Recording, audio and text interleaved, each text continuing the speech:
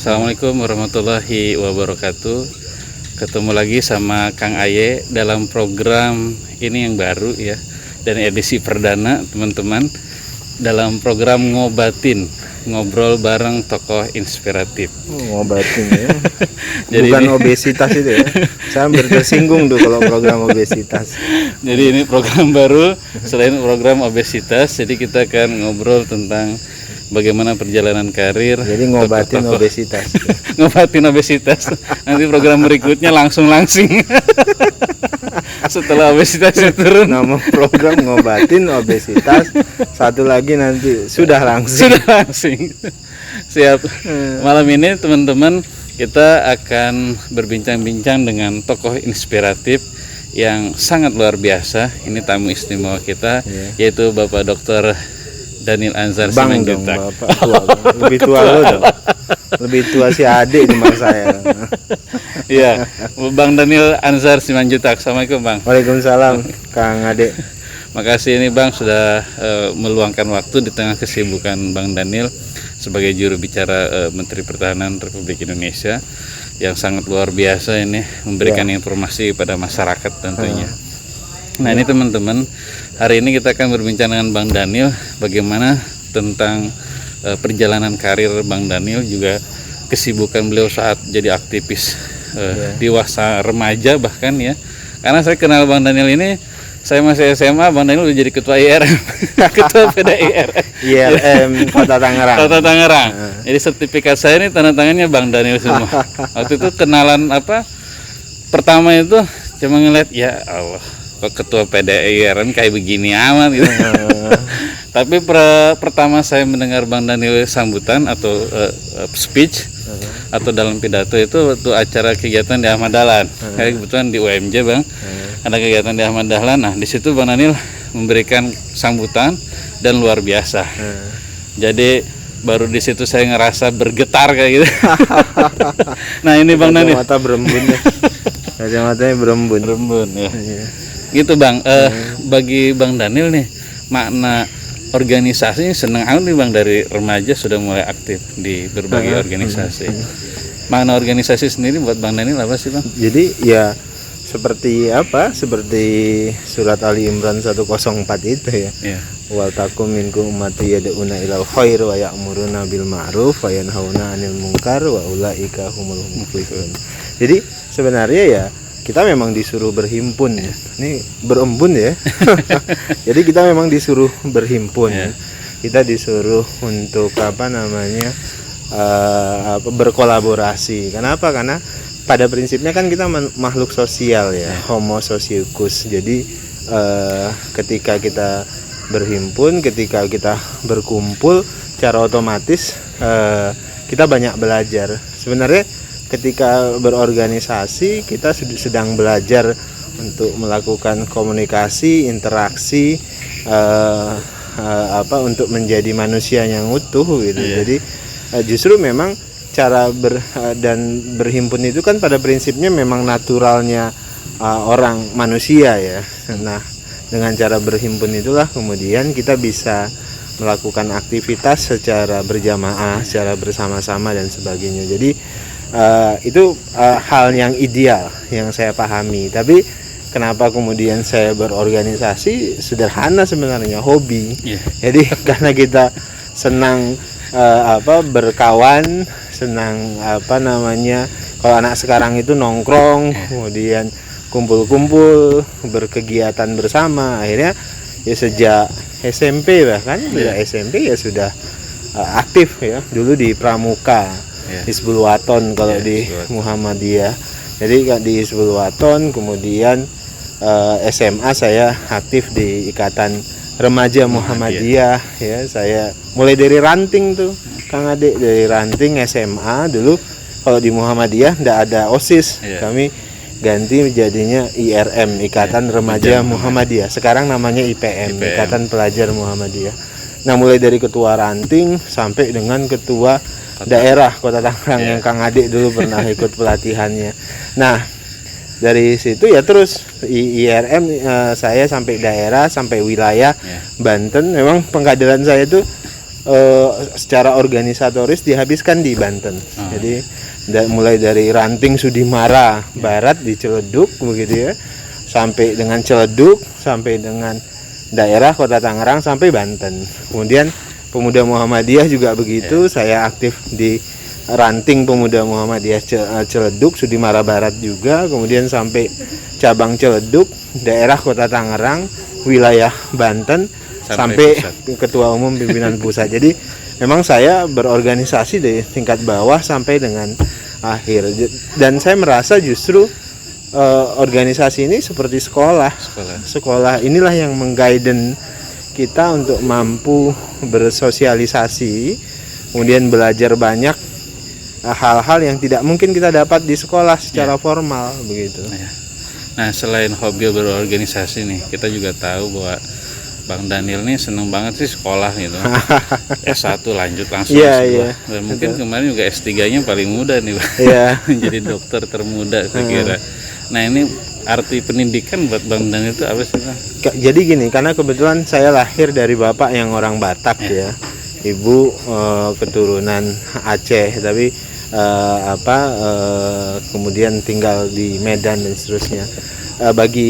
Seperti ada tradisi itu bagi orang-orang Batak itu, bapak saya terutama, ya bisa nggak beli baju tapi jangan pernah nggak sekolah gitu loh. Jadi bisa nggak makan satu hari tapi untuk sekolah harus begitu loh. Jadi pendidikan itu yang utama dan itu yang kami pahami gitu ya.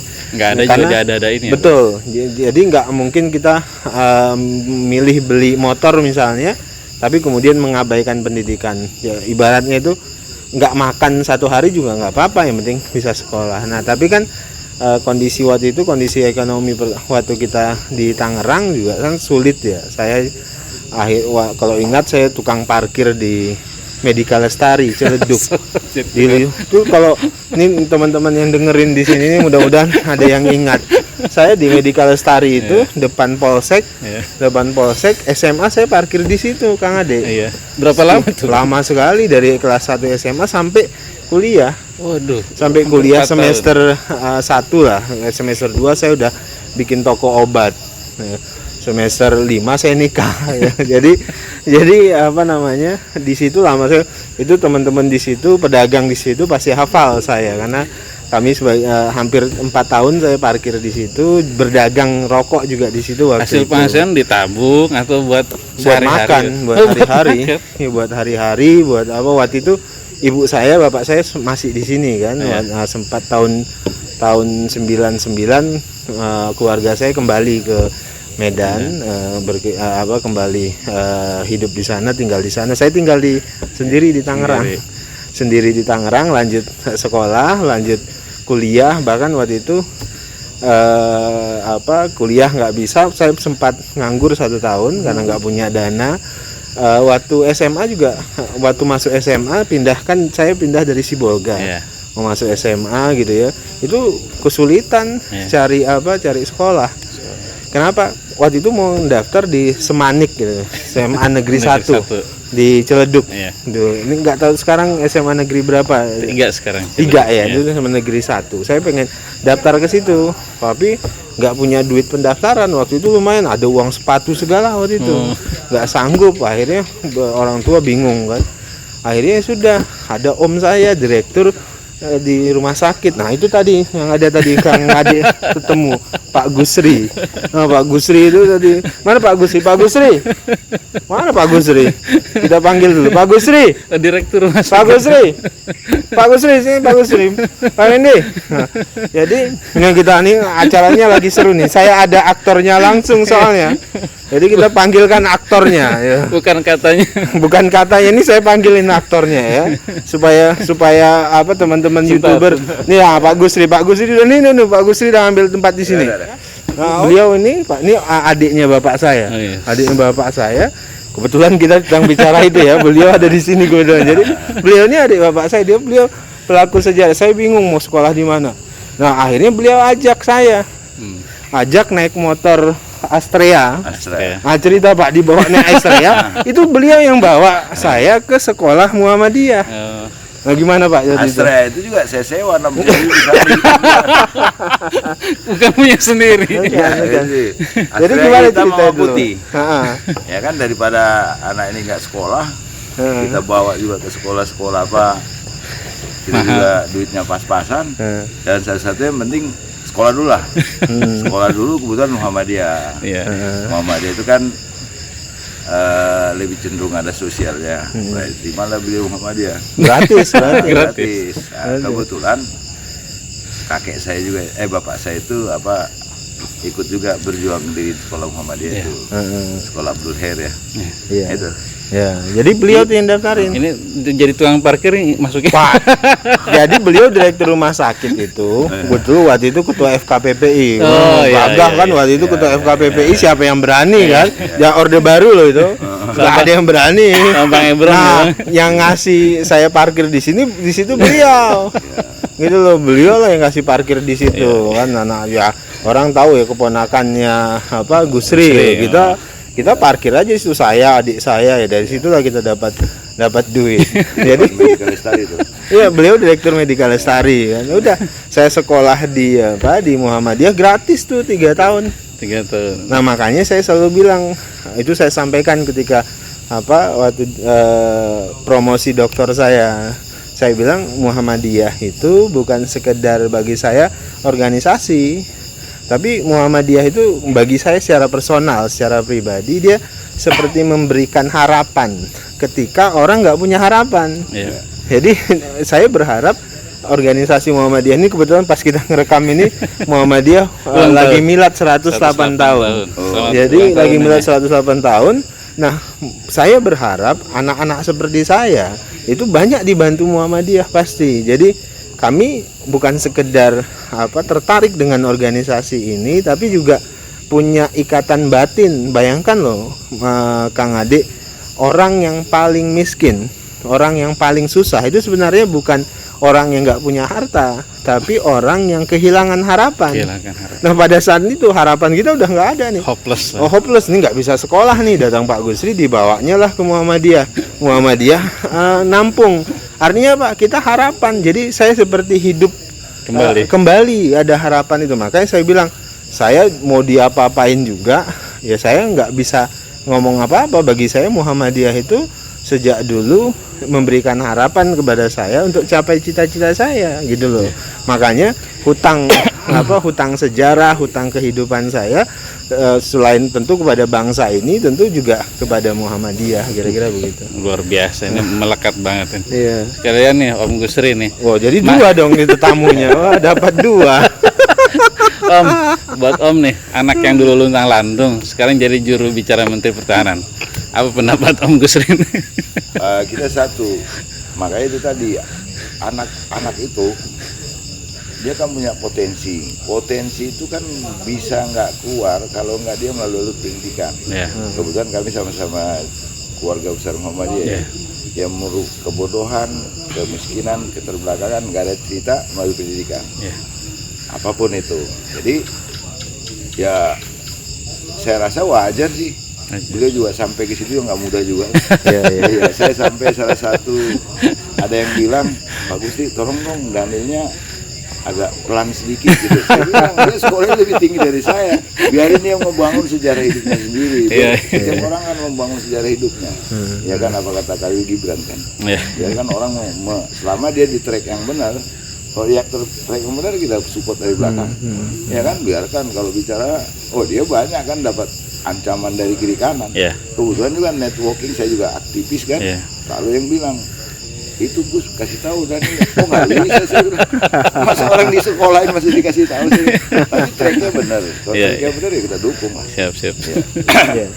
Bang Daniel, ini gaya bicara Abang tadi disampaikan, pidatonya luar biasa. Pelan tapi nyelkit gitu kan. Iya. Ada inspirasi nggak? Gitu. Ada inspirasi nggak sih Bang, sosok yang Abang idolakan di dalam pidato segala macam? Saya saya senang dengan cara pidato Bung Karno. Di sisi lain saya tidak ingin vlog belajar dari Bung Karno. Saya senang dengan ketenangan Bung Hatta, kemudian saya senang dengan keteduhan Buya Hamka.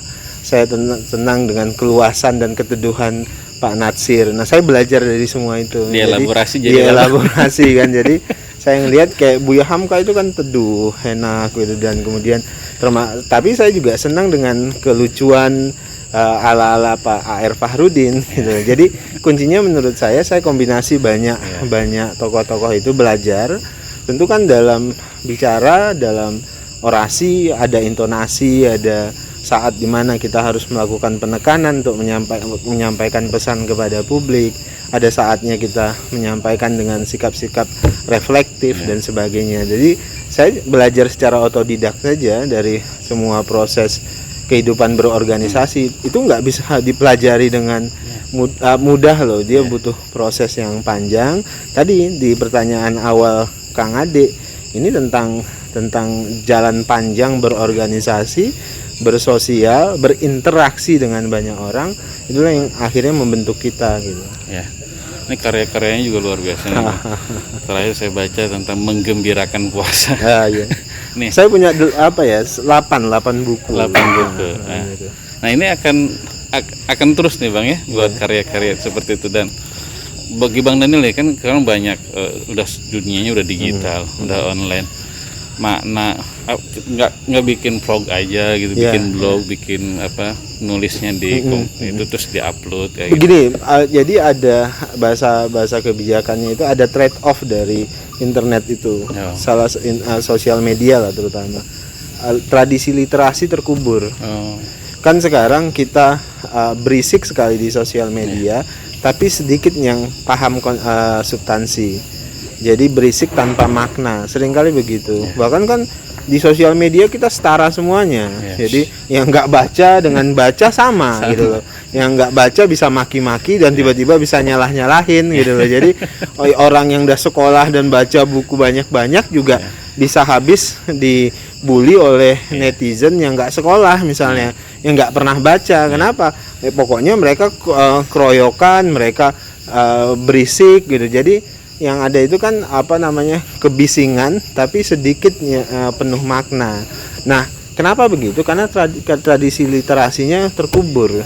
Nah, oleh sebab itulah saya tetap membangun tradisi untuk menulis dan membaca. Makanya saya terus menulis, Kang. Saya menulis di koran, kemudian saya menulis buku dan sebagainya sebagai simbol menghidupkan tradisi literasi. Jadi jangan sampai semua orang ngomong, ini kan semua orang bebas ngomong, tapi sedikit dari omongan itu yang penuh makna.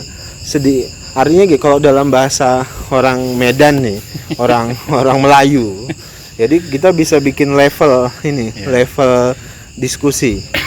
Pertama ada istilahnya istilahnya percakapan. Ini level yang paling tinggi. Percakapan itu artinya kita bicara, kita diskusi seperti ini bertiga misalnya, itu penuh makna. Kenapa? Ada referensinya, orang-orang yang bicara di situ punya pengetahuan, itu namanya percakapan. Turun lagi level berikutnya itu namanya kombur. Nah, kombur itu cerita-cerita kumpul-kumpul begini tapi nggak punya makna. Dia kombur aja lah. Orang Melayu bilang ya komburnya kau tuh kongres. Iya, kombur nggak beres-beres. Dia kombur tapi nggak punya makna. Jadi menghabiskan waktu lah, waste time, buang-buang waktu, ngalor ngidul itu kombur. Tapi masih bermanfaat untuk silaturahim gitu. Yang ketiga nih paling bahaya. Apa tuh, Bang? Ulo. Ulo itu bahasa kalau anak aktivis penuh tipu. Jadi kalau politisi misal ada tipunya, atau kalau ada aktivis nih tukang ngolah gitu misalnya. Goreng sana, goreng sini, olah sana, olah sini. Nah, itu ulo namanya. Nah, saya khawatir percakapan publik kita karena ada buzzer, ada akun fake dan segala macam itu sampai pada tataran ulo. Sudah tipu-tipu untuk buat pencitraan segala macam. Nah, kalau kombur masih mending, masih nggak mengganggu begitu, tapi dia cuma waste time aja, buang waktu. Nah, itulah sebabnya kita harus hidupkan tradisi literasi supaya apa? Supaya kualitas pembicaraan kita, dialog kita itu jadi percakapan. Nah, oleh itu era sosial media, maka makanya kalau Kang Adi kan pernah ke kafe saya, Iya. itu buku semua Buku Kang. semua isinya. Tujuannya apa? Anak-anak yang duduk di situ, Bukan cuma ngopi bacanya. nah levelnya itu bukan nanti level ulok-ulok dan kombur-kombur, Ya, levelnya percakapan, kira-kira begitu Kang. Luar biasa. Nah ini Bang, seperti yang tadi Om Gusti sampaikan, banyak yang nyinyir nih Bang ya. Ya. Bang Daniel dulu dikenal sebagai seorang aktivis idealis lah Iya, kayak gitu. iya. Nah sekarang begitu masuk di dalam sistem di pemerintahan, kesannya kok tidak menyuarakan suara aktivis tuh. Tanggapan Bang Daniel kayak gimana yang nyinyir? Saya lihat kan banyak komentar-komentar tuh. Kalau Bang Daniel upload tuh pasti ada yang nyinyir. Iya. Pertama itu resiko Iya. ketika saya masuk politik. Iya. Ketika masuk politik ada satu saat kita harus ambil posisi sebagai oposisi begitu ya. Kemudian ya saat tertentu tentu kita harus juga sebagai ruling party misalnya atau ruling figure, itu sangat tergantung posisi politik kita. Nah, kebetulan ketika saya di luar tentu tugas saya adalah melakukan kritisasi, melakukan tugas-tugas untuk meluruskan apa yang dianggap bengkok gitu. Nah, ketika saya di dalam, tentu ya tugas saya bekerja. Tentu tugas saya adalah memastikan apa yang diberikan kepada saya, wewenang yang diberikan kepada saya itu ditunaikan dengan baik. Kan selalu kan di sosmed nih Bang Daniel sekarang diem, sekarang bungkam segala macam. Iya. Ya justru lucu kalau kemudian saya di dalam pemerintahan, kemudian saya mengkritisi pemerintahan, itu konyol namanya. Itu konyol, itu orang yang nggak bisa menempatkan fungsi dirinya. Jadi kalau kemudian ada kenyinyiran seperti itu, saya pikir wajar dan saya biasanya anggap itu hiburan saja dan kadang-kadang kesel juga. Iya, dijawabin juga. Iya, nah itu kalau saya lagi senggang saya jawabin dan saya nikmati saja, itu bagian dari dinamika politik. Kemudian pendewasaan, sebenarnya pendewasaan kita dalam kehidupan berpolitik dan tinggal tugas kita adalah tadi mengedukasi publik gitu loh. Jadi kalau di dalam pemerintahan ya etikanya, fatsunnya ya bekerja secara maksimal, dan ketika dalam pemerintahan ya saya memang samsak untuk dikritik, samsak untuk dimaki, dan itu wajar. Jadi kalau nggak siap untuk dimaki, nggak siap untuk untuk dikritisi, ya jangan masuk pemerintahan, jangan jadi bagian dari pemerintahan, ya di luar saja. Jadi kalau di luar kan ketika saya jadi dosen, kan semua yang saya ucapkan seolah-olah benar kan, dan paling benar. Kenapa? Memang tugas kita mengkritisi, tugas kita menilai kerja orang gitu loh. Tugas kita menilai kerja orang, tapi kan bukan berarti orang yang mengkritisi itu lebih baik atau saya yang di dalam lebih baik, enggak gitu. Tinggal dua-dua ini kan sedang melakukan tugasnya.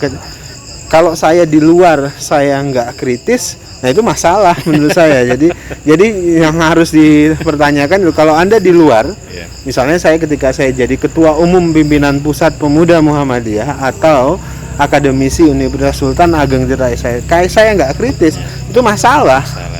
Artinya saya tidak memungsikan diri saya sebagai penyeimbang. Nah, tapi kalau di dalam saya justru kritis, nah itu juga masalah gitu. Di dalam tugas saya justru bekerja, kemudian saya jadi objek kritik, saya jadi objek dimaki-maki dan sebagainya, dan itu seharusnya begitu gitu. Proporsional lah. Proporsional. Kapan kalau lagi di luar ya mengkritisi. Iya, tugas di kita dalam gitu. ya harus siap-siap dikritisi. Ya kan netizen bilang, Bang Daniel apa dong kritis seperti yang jadi ketua umum pemuda Muhammadiyah. Loh iya, saya kan sekarang bukan ketua umum pemuda Muhammadiyah, saya nggak di dalam, nggak di luar gitu loh. Jadi seharusnya proporsional, dan hidup itu ya begitu, memfungsikan peran kita secara maksimal. Ketika saya jadi ketua umum pemuda Muhammadiyah, ketika saya jadi akademisi, saya akan melakukan fungsi dan kerja saya secara maksimal sebagai kelompok penyeimbang. Ketika saya bekerja di dalam pemerintah, maka saya akan melakukan fungsi saya sebagai orang yang to govern, memerintah atau mengatur atau bekerja. Tugas saya di situ. Saya memaksimalkan peran saya gitu. Jadi jangan sampai tertukar-tukar begitu loh. Kira-kira gitu. Yang terakhir ini Bang Daniel. Wah, udah habis ya. Nggak kerasa loh. Terakhir nih Bang, pesan-pesan buat para milenial nih, pemuda-pemuda. Iya. Dari perjalanan karir Bang Daniel cukup luar biasa. Dari titik paling terbawah ini kayak bekel ini ya, bola bekel. Dibuang ke bawah makin mantul kencang ke atas ini. Nah, Bang, buat para milenial nih, anak-anak muda yang mulai beraktivis nih. Pesannya apa nih Bang? Pertama bagi saya yang paling penting belajar ya. Dan belajar itu adalah seumur hidup. Jadi anak muda kita harus jadi pembelajar. Kan ada orang juga bilang, saya Bang Daniel ini kan latar belakangnya ekonomi kebijakan publik, keuangan publik, kok tiba-tiba bisa jadi jubir Menhan dan mau jadi Menhan. Saya selalu bilang saya itu pembelajar. Jadi saya ditaruh dimanapun saya akan cepat belajar. Jadi kalau kita semuanya jadi pembelajar, mau dimanapun kita ditaruh, kita akan cepat beradaptasi dan cepat belajar. Karena yang paling dibutuhkan dari seorang anak muda itu cepat belajar. Cepat belajar, sehingga itu yang tadi saya sebut sebagai pembelajar. Jadi teman-teman, gelar nggak punya makna apa-apa kalau kita tidak jadi pembelajar. Tugas sekolah itu menjadikan kita pembelajar sejati. Jadi tidak terpaku dengan latar belakang dan sebagainya. Yang jelas kita punya ekspertasi, keahlian, tapi kita siap untuk belajar bidang-bidang yang lain. Itu pertama. Kemudian kedua ya konsisten pada nilai yang kita pegang. Jadi dimanapun peran kita, ya kita harus memerankan peran itu dengan baik dan maksimal. Kemudian ya ketiga, menurut saya yang paling penting itu merawat integritas. Anak muda sekarang harus pegang integritasnya, jaga integritasnya, dimanapun peran kita, ya kita rawat integritas itu. Saya pikir itu, Kang. Luar biasa ini perbincangan malam ini nih, makin terbuka ini dunia di sana. Banyak yang belum mengenal tentang Bang Daniel. Tadi kita juga baru tahu Bang Daniel 4 tahun loh jadi tukang parkir.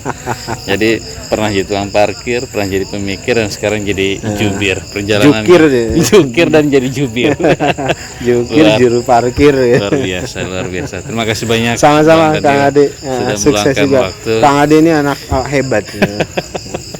Pejuang lingkungan. Terima kasih banyak Bang Daniel atas waktunya. Sama-sama Kang Ade. Ya, dan mungkin ada terakhir juga Bang Daniel buat mengucapkan milad Muhammadiyah ini pas banget ya. Oh iya, hari ini memang kebetulan milad Muhammadiyah ke-108.